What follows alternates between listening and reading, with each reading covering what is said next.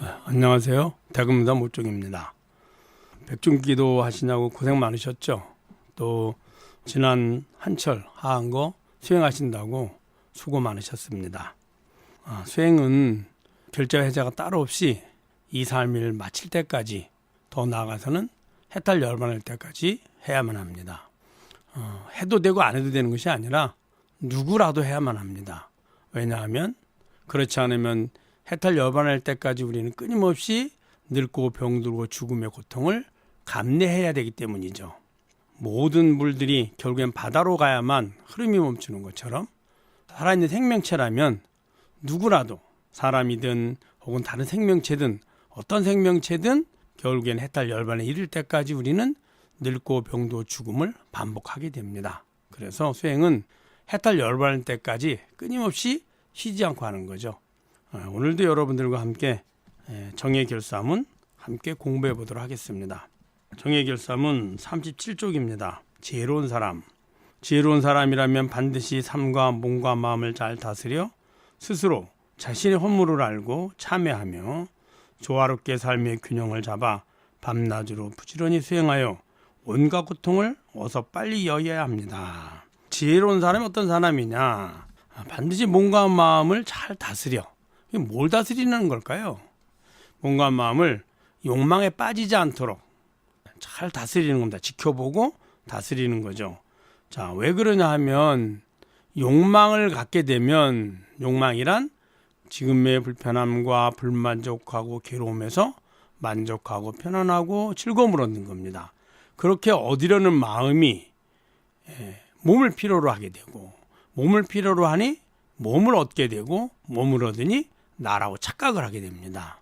그래서 몸에 집착함으로 인해서 몸이 생로병사를 하는데 내가 생로병사를 한다고 여기서 괴로움을 얻게 되죠. 즉 생사윤회의 괴로움의 원인이 되기 때문입니다.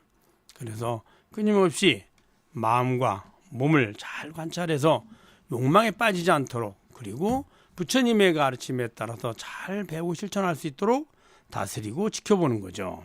그리고 스스로 자신의 허물을 알고 참여하며, 허물이 그겁니다. 부처님의 가르침을 배우고 실천하는 데 있어서 부처님의 가르침대로 선택하고 실천하는 것이 아니라 자신의 현재 이전의 경험에 따라서 그 경험은 몸과 마음을 나로 여겨서 내게 행복이 필요해, 내게 즐거움이 필요해 라고 여겨서 즐거움과 행복을 구하려는 마음이거든요. 그런 것들을 잘 참여하는 거죠. 내가 잘못하고 있구나, 뉘우치는 겁니다. 또 조화롭게 삶의 균형을 잡아 밤낮으로 부지런히 수행하여, 이 조화롭다는 말은 그렇다고 부처님의 가르침을 내가 배우고 실천했지만 지금 단박 완벽하게 실천할 수는 없습니다. 너무 그 부처님의 가르침에 실천하려고 하면 내 몸을 등한시하게 되고, 이 삶을 등한시하게 되면 지속할 수가 없죠. 그래서 나의 근기에 맞게 내가 할 수 있는 정도에 맞게 실천해야 되는 거죠. 그걸 조화롭게라 합니다. 우리가 예를 들면은 이 모든 것이, 보고 듣고 하는 모든 것이 다 마음의 허상인 공이야. 그래서 공이라고 얘기하지만, 그러면 내가 몸이 아픈데, 이 공인데 왜 아프지? 굳이 아플 필요가 없어.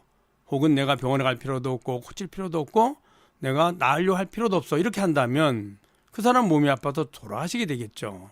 그런 것이 아니라 아프면 치료를 하되, 그 치료하는 목적이 내가 더 욕심을 구하려고 하는 것이 아니라 부처님의 가르침을 보다 편안하고 잘 실천하기 위해서 몸을 치료하고, 또 우리의 몸은 먹고 살아야 됩니다.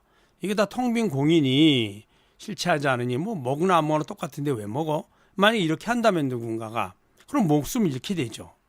그럼 목숨을 잃을 때 내가 과연 그 공의 마음을 유지할 수 있을까요? 유지하기 어렵습니다. 그럴 때 몸을 위해서 음식을 먹어주고 필요하면 씌워주고 잠도 자줘야 됩니다. 그런데 그 목적이 전에처럼 부처님의 가르침을 모를 때처럼 내가 원하는 돈을 더 많이 벌고 원하는 뭔가 대상을 구하기 위해서, 그리고 더 즐겁고 행복하기 위해서 내 육신을 구하는 것이 아니라, 유지하는 것이 아니라 부처님의 가르침을 보다 더 원활하고 편안하게 실천하기 위해서 음식도 먹고 또 쉬기도 하고 잠도 자고, 이런 것들을 조화롭게 이렇게 한 겁니다. 그래서 조화롭게 삶의 균형을 잡아 밤낮으로 부지런히 수행하여 온갖 고통을 얻어 빨리 여야 합니다. 온갖 고통. 고통은 예를 들어서 내가 안, 이, 비, 설, 신이 있는데 5가지 감각기관이 있거든요. 그 감각기관에 내가 좋아하는 색깔과 모양 이외에 내가 싫어하는 색깔과 모양은 다 내게 고통이고 불편함입니다. 또 귀로 들을 때 내가 좋아하는 소리 외에 나머지 소리는 다 정도의 차이는 있지만 불편하고 불만족하고 괴로움입니다. 또 향기도 마찬가지고 맛도 마찬가지고 감촉도 마찬가지입니다. 그래서 좋아하고 싫어하는 5가지 감각계를 통해서 들어온 감각 정보들, 이것을 감내하려고 하면 괴로움이고 불편함이고 싫어함이죠. 근데 이것들이 다 어디로 가나요?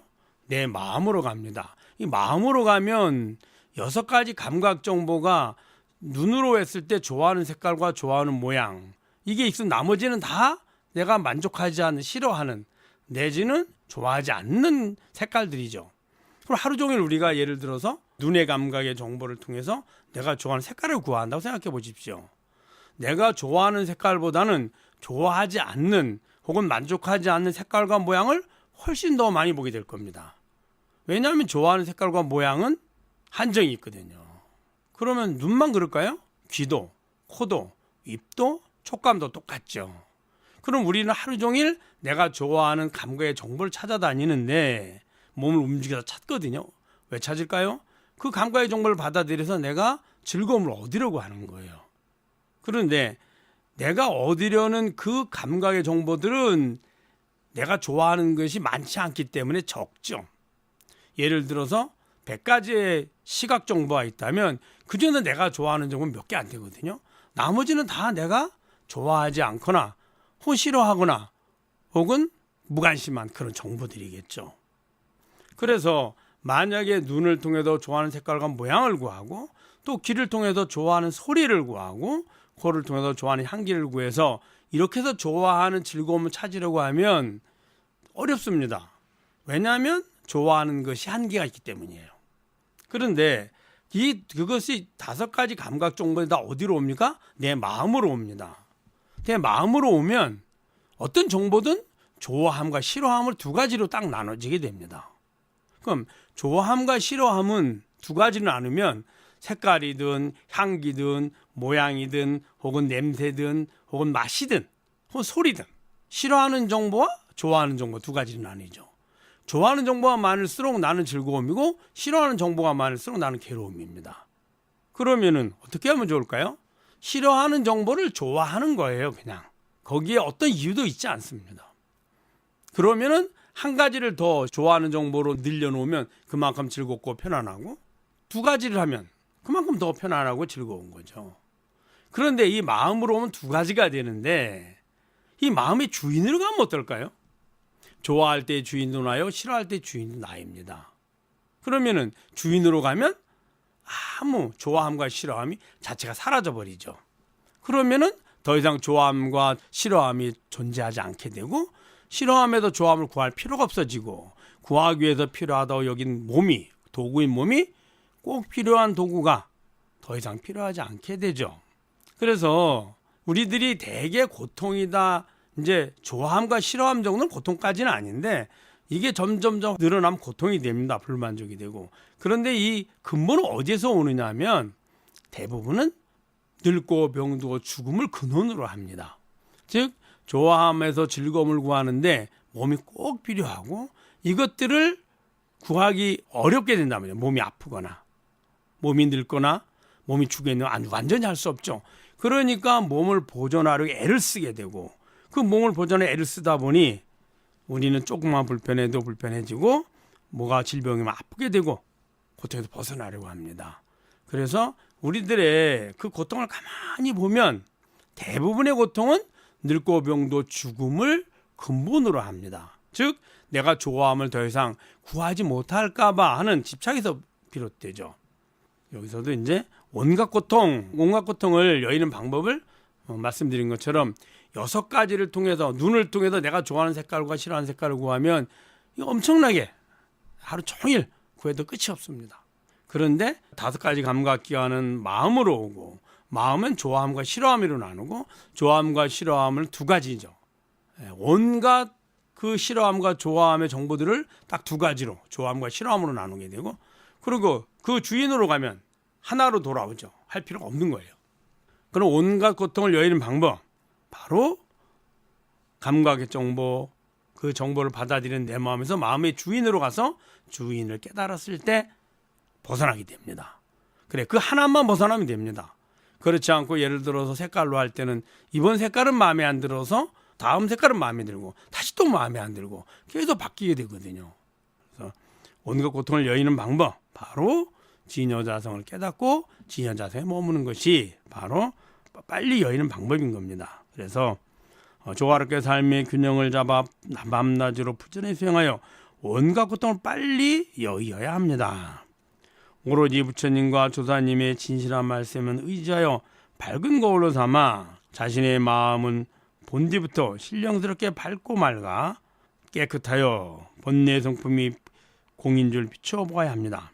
오로지 부처님과 조사 스님의 말씀에만 의지해라. 그래서 비추어 보라. 비추어 본다는 말은 자신의 그 행위와 마음이 먼저라했죠. 마음과 마음으로 비롯된 행위 이것을 조사 스님의 말씀이나 부처님 말씀에 비추어서 내가 바르게 하는지 바르게 하지 않는지를 점검하는 거죠. 그럼 왜 조사 스님과 부처님의 말씀에 의지해야 될까요? 부처님과 조사 스님의 말씀 외에 즉 깨달음 모두 선지식 외에 나머지 말들은 다 대부분이 해탈 열반의 방법을 이야기하거나 해탈 열반의 도가 아니라 몸과 마음을 나로 여겨서 지금의 불편함이나 불만족에서 내가 원하는 즐거움과 만족을 얻으려는 그 방법을 이야기합니다. 이번 생에서 못 얻으면 다음 생에 더 행복한 세계를 얻고 싶은 이런 것들을 이야기하지 해탈 열반은 이야기하지 않거든요. 그래서 부처님과 조사 스님의 진실한 말씀에만 의지해야 된다라고 이야기한 겁니다.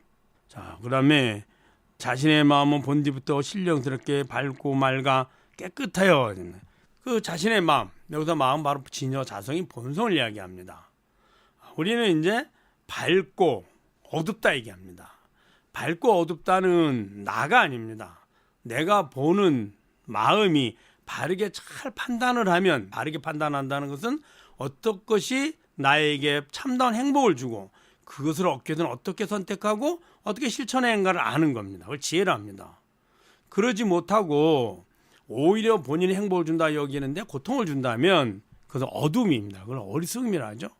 그럼 맑음은 그러한 어리석은 것들을 구하려는 마음을 흐리다, 오염됐다는 겁니다. 잘못된 거죠. 그래서 맑고 밝은 자성은 항상 맑고 밝습니다. 우리가 밝고 어두움은 어디에 있느냐? 자성에 있는 것이 아니라 마음에 있습니다.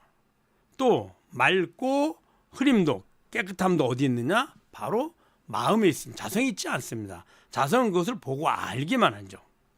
그래서 우리의 본래, 본디부터 마음, 이 말은 바로 본심 내지는 우리 진여 자성은 신령스럽게 밝고 맑아 깨끗하여 본래의 성품이 공인지를 비춰봐야 합니다. 그 자성을 통해서 비춰보면 우리가 보고 듣고 하는 이 세상이 모두가 나라는 자성에 비춰진 내 마음의 모습, 즉 정보의 모습이거든요. 현재 이전에는 기억된 정보요, 현재는 지금 들어오는 감각의 정보요, 그리고 미래는 예측한 정보에 불과하죠. 정보를 실체하는 것이 아니라 그걸 보고하는 나라는 바탕에 비춰진 내 마음의 모습이거든요. 그래서 공하다. 자성에 머물러서 계속 끊임없이 비춰야만 합니다. 그리고 그 공한 허상들은 어때요? 아무리 변해도 자성하고는 아무 관계가 없습니다. 자성은 변하지 않습니다. 그래서 마음이 괴롭든 즐겁든 혹은 즐거움이 반복되든 괴로움이 반복되든 괴로움과 즐거움이 끊임없이 반복되든 주인은 달라지지 않죠. 그래서 진여예요. 그걸 통해서 비춰봐야지만 지혜가 생기는 거죠. 아, 이것들이 우리가 그렇게 마음을 내서 구해서 욕심을 내고 몸을 통해서 실천해서 얻어진 이것들이 실제로 나에게 아무 관계가 없구나. 나에게 행복을 주는 것이 아니라 내가 그것을 얻으면 행복할 거야 라는 나의 착각이었구나 라고 알게 되는 거죠. 그러므로 인해서 구하지 않게 되고 구하지 않으면 구하는 도구인 몸을 필요로 하지 않게 되고 그럼 몸이 지금 있다 하더라도 몸이 내가 아니니 몸은 태어나면 반드시 늙고 병들고 죽음에 가지만 나는 변하지 않으니 늙고 병들고 죽음의 고통으로부터 해탈 벗어나게 되죠. 네, 그래서 번뇌의 성품이 본래 공인줄을 비춰봐야 한다라고 한 겁니다. 나아가 삿된 것과 바른 것들을 속속들이 가려 자기의 소견에 집착하지 않음으로써 마음에 어지러운 생각이 없어야 합니다. 삿된 것과 바른 것. 삿된 것은 우리에게 그 가르침대로 실천하면 고통을 가져다 주는 것을 말합니다. 그래서 첫 번째는 우리가 지금 몸과 마음을 나로 여겨서 행복을 구할 때 행복을 끊임없이 선행을 실천해서 베푸는 것이 행복을 얻는 방법인데 오히려 욕심을 내고 빼앗고 많이 가져오려는 그런 방법들은 삿된 겁니다. 또 두 번째는 선행을 열심히 해도 늙고 병들고 죽음을 벗어날 수 없습니다. 늙고 병들고 죽음은 누구에게나 가장 큰 고통이고 두려움이죠. 그럼 늙고 병들고 죽음에서 벗어나는 법은 바른 법이고 늙고 병들고 죽음을 구하는 법은 만들어가는 법은 삿된 법입니다. 그래서 삿되다, 삿되지 않다, 바르다 이 말은 우리들이 마음으로 인식하고 선택하고 실천할 때 그 한 결과가 본래 우리가 원했던 바른 행복을 주느냐 이것은 바른 것이고 바른 행복이 아닌 오히려 고통의 원인을 만들면 삿되다 이렇게 얘기하는 겁니다. 자, 여러분 잘 아셨죠? 여러 번 듣고 한번 스스로 읽어보고 스스로 사유하고 그리고 스스로 참고해 보시기를 부탁드립니다. 감사합니다.